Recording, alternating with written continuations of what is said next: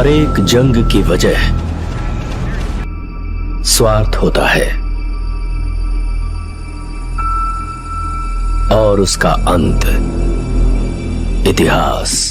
तो केजीएफ नाम सुनने के बाद रॉकी भाई का साइलेंस और वॉयलेंस दोनों ही हमें याद आता है, और उसके साथ आने वाला तूफान भी, जिसकी तीसरी झलक जल्द ही हमें देखने को मिलेगी। पर क्या आपको पता है केजीएफ की सिमिलैरिटी, इंस्पिरेशन इनकी याद भी ऐसे दिलाती है कि आपको तुरंत वो चीजें भी याद आ जाएंगी जो कभी आपने नोटिस भी नहीं की होंगी या फिर आपको पता भी नहीं होंगी। पर कौन सी है वो चीजें? तो देखिए, केजीएफ ये किसी की कॉपी है या फिर इसमें किसी से इंस्पिरेशन उधार ली जाती है, ऐसा बिल्कुल भी हम नहीं कह रहे हैं। ना ही प्रशांत नील की क्रिएटिविटी पर सवाल उठा रहे हैं, और ना ही केजीएफ चैप्टर 3 जो कि अब आने वाली है उसमें ऐसा कुछ जानबूझकर होगा ये कह रहे हैं। पर केजीएफ ने बहुत सारी चीजों की याद तो जरूर दिला दी है, जैसे कभी फिल्म डार्क नाइट जैसे क्रूटी डार्क टोन की याद दिला दी, या फिर अमिताभ बच्चन जी का 70s का एंग्री यंग मैन अंदाज याद दिला दिया। तो वैसे ही आपको पता है केजीएफ चैप्टर 2 ने WWE जैसे गेम की भी याद दिला दी। दरअसल आपको रॉकी भाई के हाथ में जो एक लंबा भारी हथौड़ा था वो तो याद होगा ना। तो दोस्तों, उस हथौड़े को